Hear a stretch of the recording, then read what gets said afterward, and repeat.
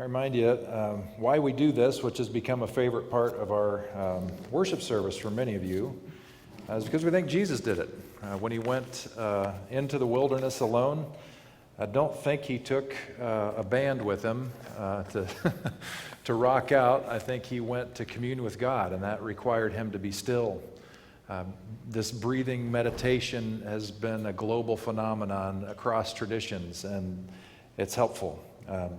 The prophet Elijah was tempted to think that God was in all the noise when he was running in fear. And he found out that God showed up in a still, small voice, that he had to be quiet enough to hear. In fact, the actual translation of that is that he found God in the sound of silence. So we continue to do this. Okay, continuing on in our series, which is going to last the entire year on following the call. This is a deep dive into living the Sermon on the Mount. If you're new to us, we have books in the back. If you're brand new to us, this is your first Sunday, you get to pick one book for free.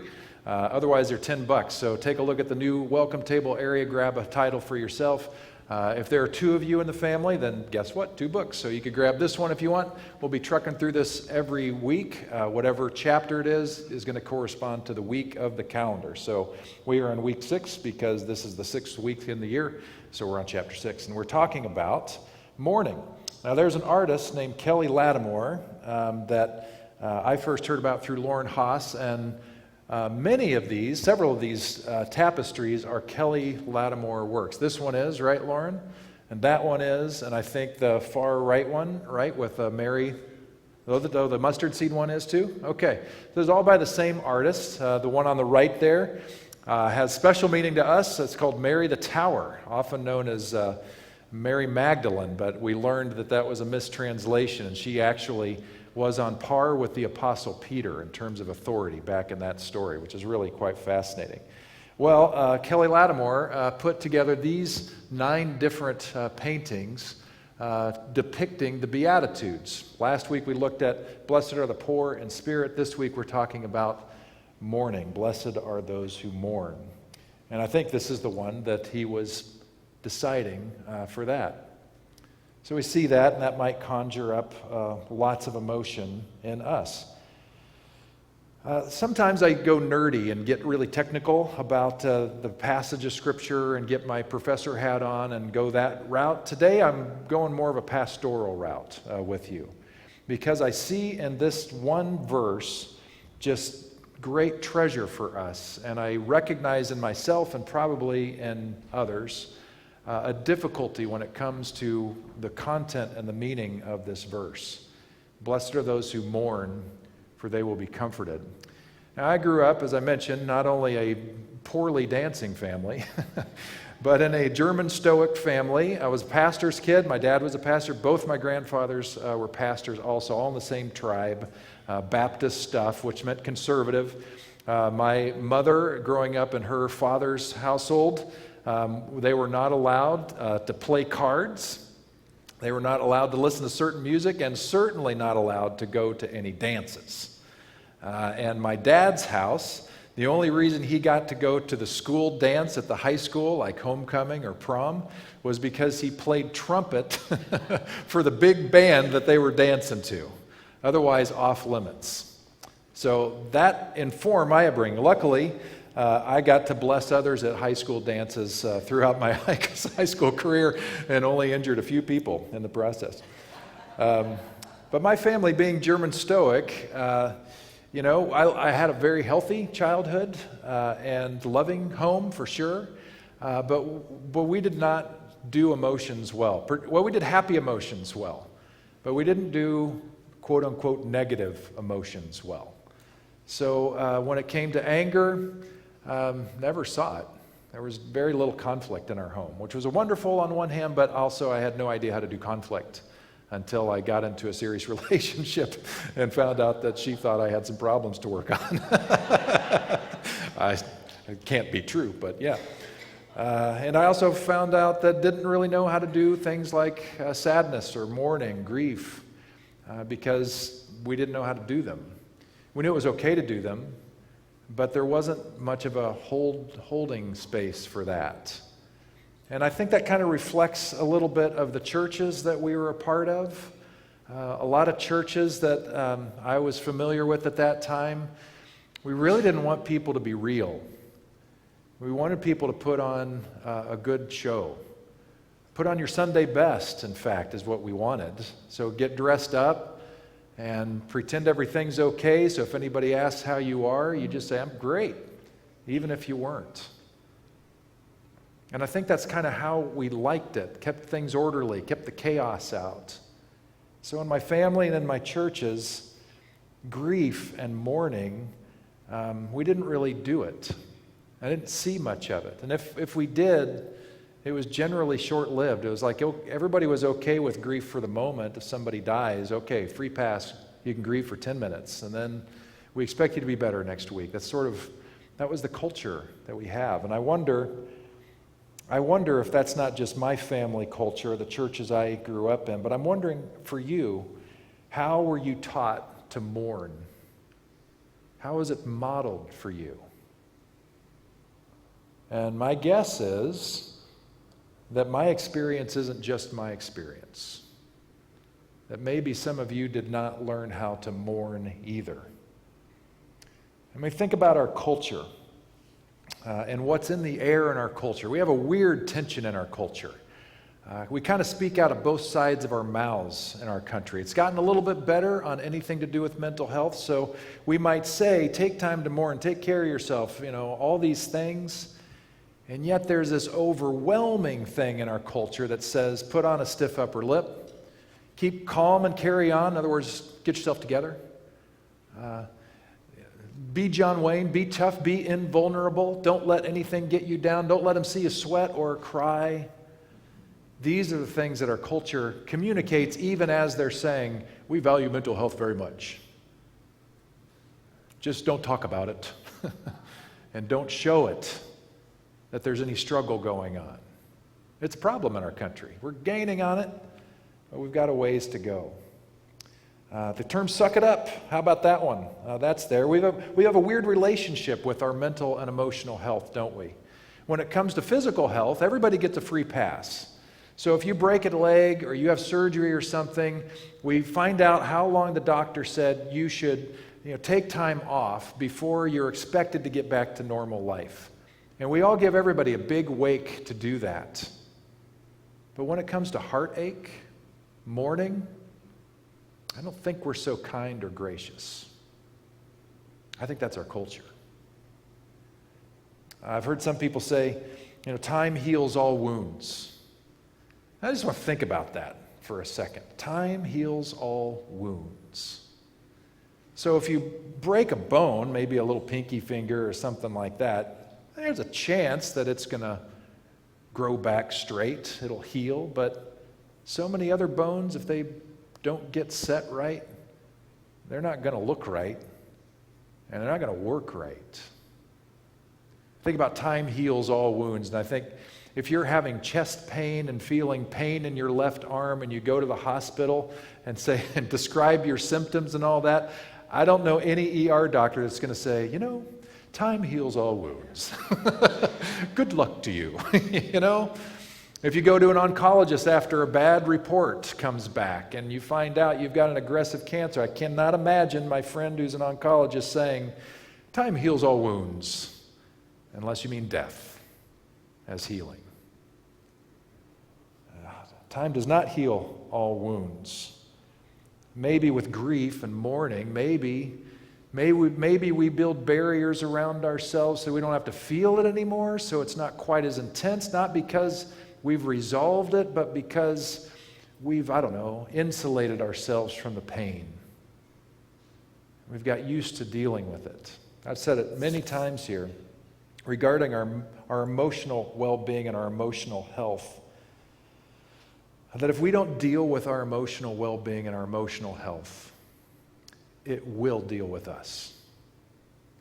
If we don't deal with our mourning and our loss and our griefs of many kinds in time, it will deal with us. And sometimes the way it will deal with us, our emotional mental health ways, We find ourselves experiencing deeper depression and may at some point need professional help, professional counseling, and medication to help us because our brain chemicals have shifted. And now we can't just get over it like some people might think we can. And as much as we pray, God might just be saying to us, I gave other people brains. Other people who love me realize that there may be some help on the market that can help us, right? And sometimes not only do our mental health issues maybe get worse because we don't deal with what needs to be dealt with, but sometimes they actually tilt over into physical things, right? Hypertension, high blood pressure, high stress leads to all kinds of things. Acid stomach. We can self-medicate on stuff, not wanting to feel our pain in all kinds of ways. Drink too much, smoke too much, eat too little, sleep too much, sleep too little, exercise too much, not exercise at all. All these things have their way of softening the pain. So I'm wondering how you've been taught to mourn, and I'm wondering what you have mourned. In my blog that releases at 11 o'clock today, I give you a hyperlink to a source that will help you learn a lot about grief, and every one of the things I'm going to show you have hyperlinks, for most of them anyway. So I'm wondering if any of these are true for you. These are top ways that people mourn in our culture. So we have death of a loved one, of course, death of a pet, divorce or breakup, loss of health, losing a job, financial instability, miscarriage, retirement, loss of a dream, loved one, serious illness, loss of a friendship, loss of safety after trauma, selling family home, and Kansas City Chiefs three-peat is particularly pronounced in the Bay Area. Any of you ever experienced any of these heartaches?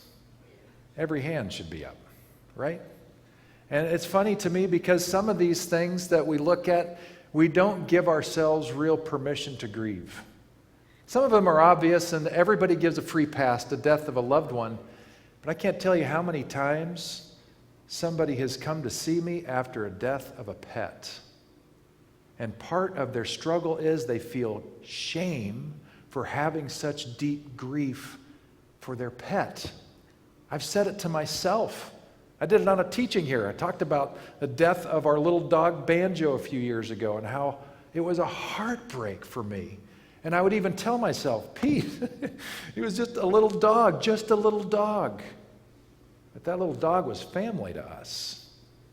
That little dog was the embodiment of love for us and joy and comfort. It killed us. So if you've done the same and you've kind of shamed yourself for it's only a pet, don't do that. Own it. This is deep loss. This is deep loss. And other things too that sometimes we don't think about, but they're there. Retirement. My dad, it took him a long while to actually retire. Not because he kept on taking these interim pastorate things, I mean emotionally. He had such a difficult time breaking free from what he'd invested so much of his life on in his persona. Retirement can be a great shock to people of all careers. They even have retreats for pastors to go and figure out how are you going to do this and survive emotionally. All this is real stuff. And again, I just get back to you. How were you taught to mourn? From your family, your peers, your role models, your culture, your church. And my question is this: might more robust mourning lead to greater comfort from God's embrace? I think that's the secret that Jesus is saying. It's right there in front of us. It doesn't have to be complicated. Jesus stating fact. Blessed are you who mourn, who actually do it, because you will feel comforted. And you'll feel comforted because the process of mourning leads to comfort. It's cathartic in its own right.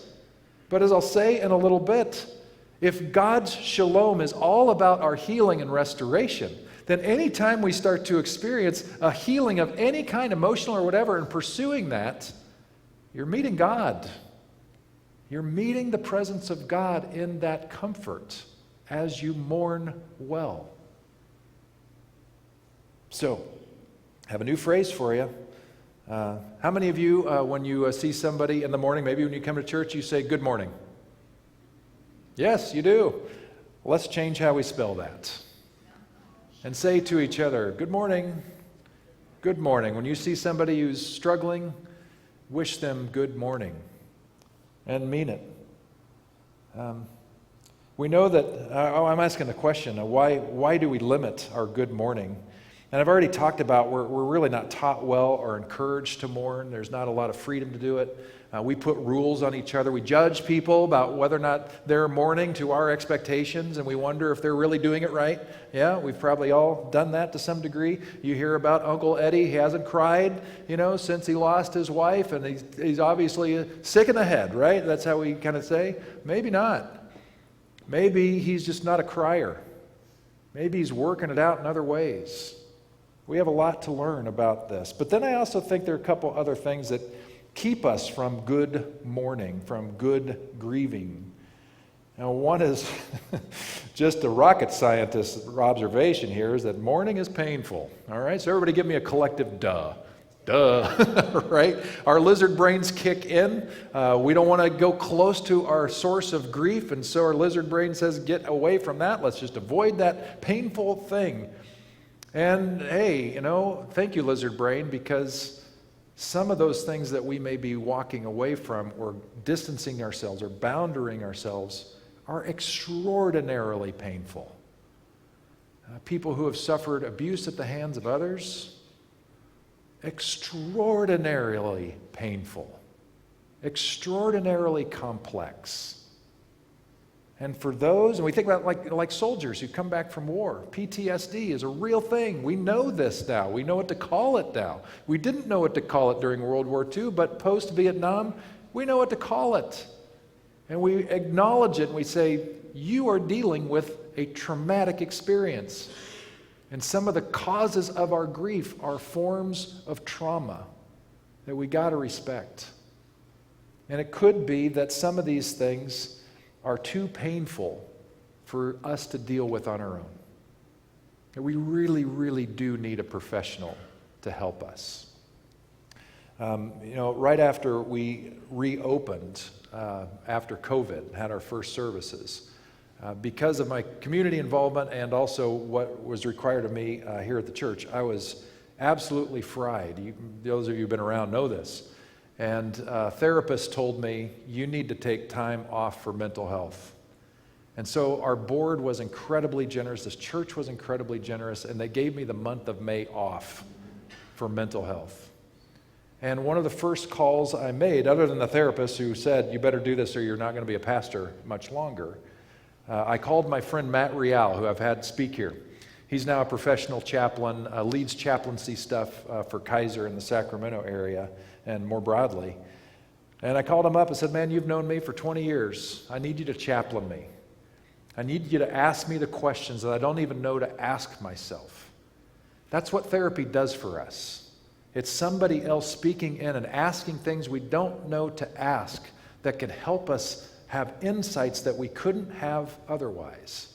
If you're stuck, if you're in this place where it's too painful, but you know you need to deal with it, seek help. It's there. These people are pros. They've been trained. They've got experience. They can read you. They can read life. And we need to do that.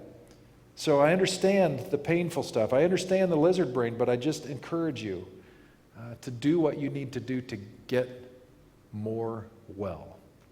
You're not alone in that journey. And finally, on why I think maybe we limit the good morning is because it's threatening in a different way.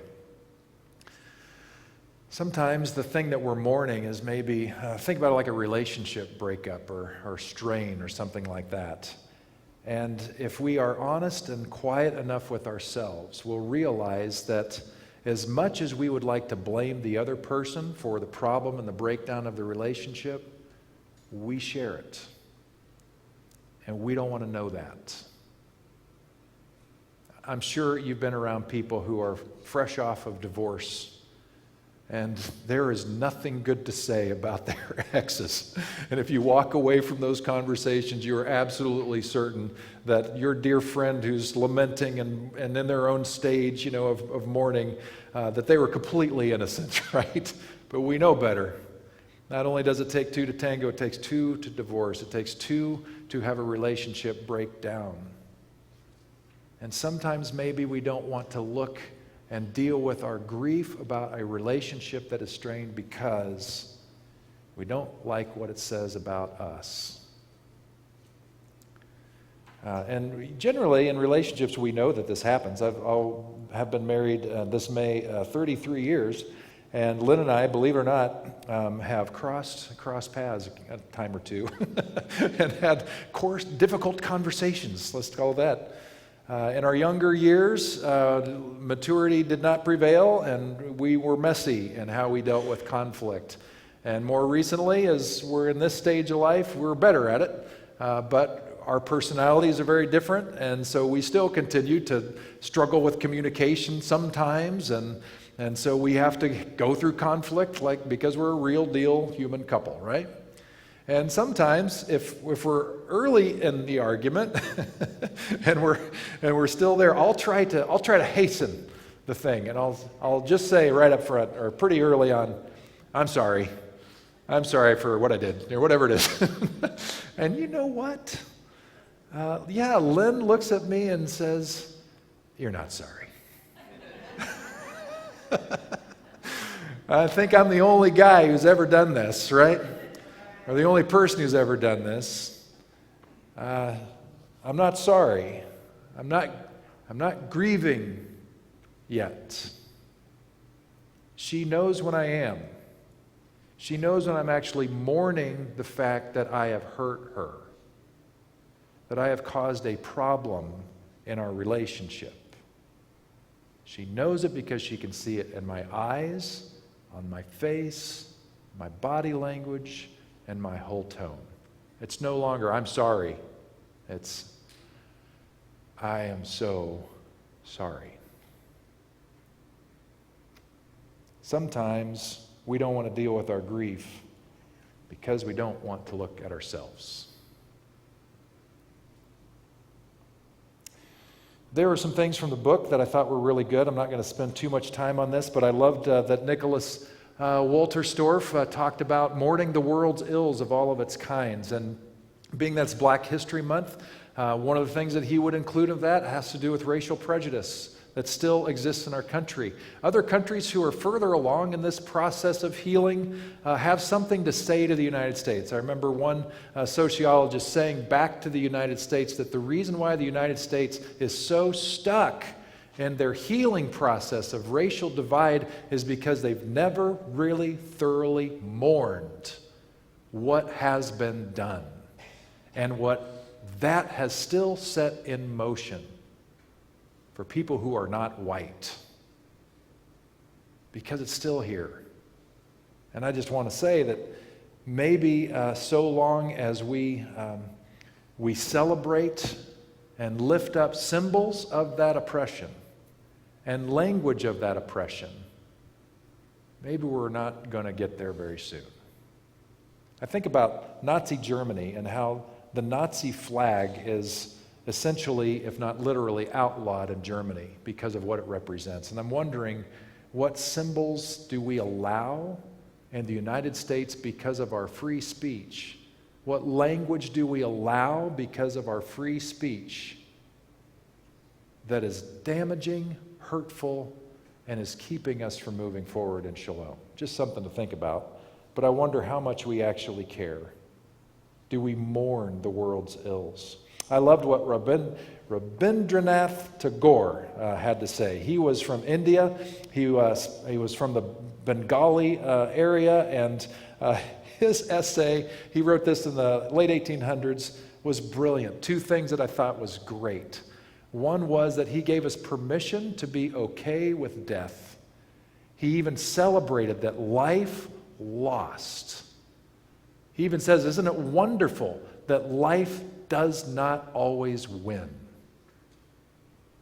Now that may seem like a shock, but think about it. If you If you have somebody that you love, and they are suffering from a terminal disease, and they are suffering, have you ever been in that situation, and when they pass, of course you mourn their loss, but at the same time you are grateful that their suffering is over?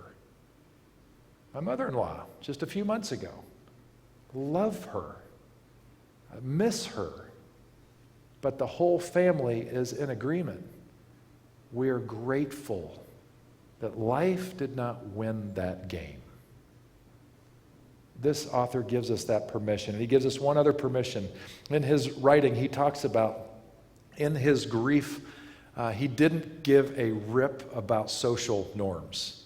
So he'd go to the market wearing ridiculous clothes because he just didn't care.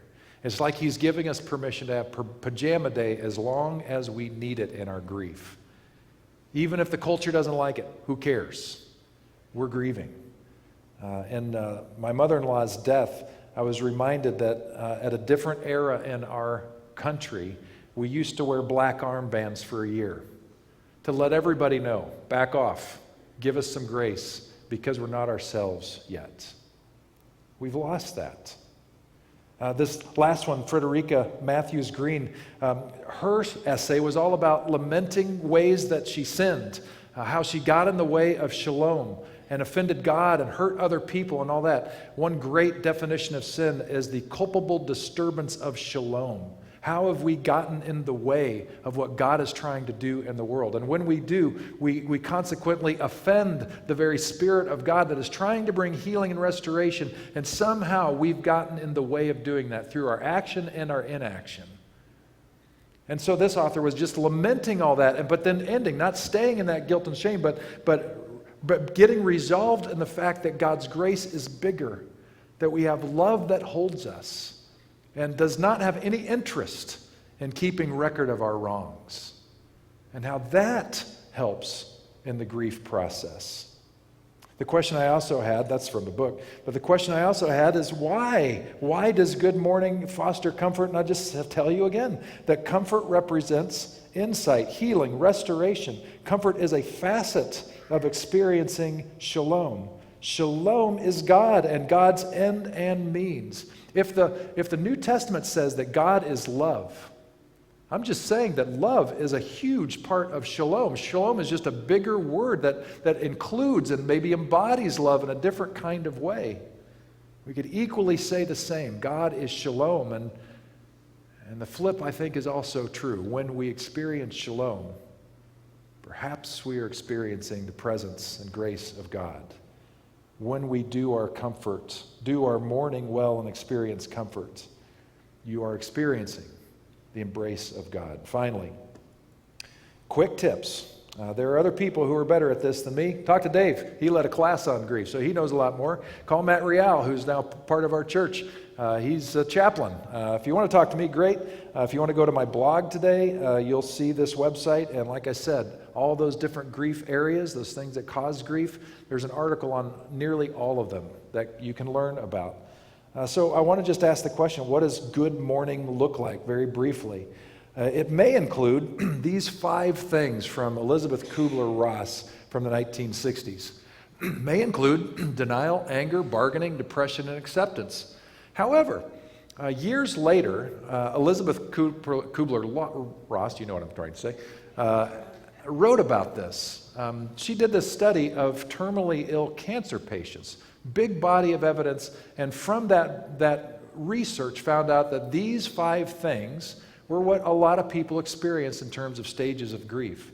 But she said she never meant this to become prescriptive, like this is true of everybody, like everybody's going to go through these 5 stages of grief. And in a linear fashion, like, okay, well, we're done with denial, so looking forward to anger, and then here we go, bargaining, and can't wait for depression, and finally acceptance. That's not how it works, and we need to give ourselves some freedom with that. And she even went further and said that not everyone experiences some of these or even any of these, because we're different human beings. We've been formed differently. We metabolize our grief differently. And so that, to me, is just a reminder that it's going to look different for everyone, and it's never appropriate for me to say about somebody else, you're doing it wrong, or you're not really grieving, or you're in denial, unless they actually come to me as their pastor and say, I'm really struggling with my grief and I might be in denial, or whatever. You know what I mean? And I think that's really important. I talked about Uncle Ed or whatever who didn't cry at the funeral, and I wonder, have we ever done that? Have we ever not given people room or time to be who they are with their grief? I wonder if we need to apologize to some people because maybe we pushed them when really they needed to be embraced. Give them a wide berth and encouragement rather than saying, you've been hanging too long on denial. It's time for the next move.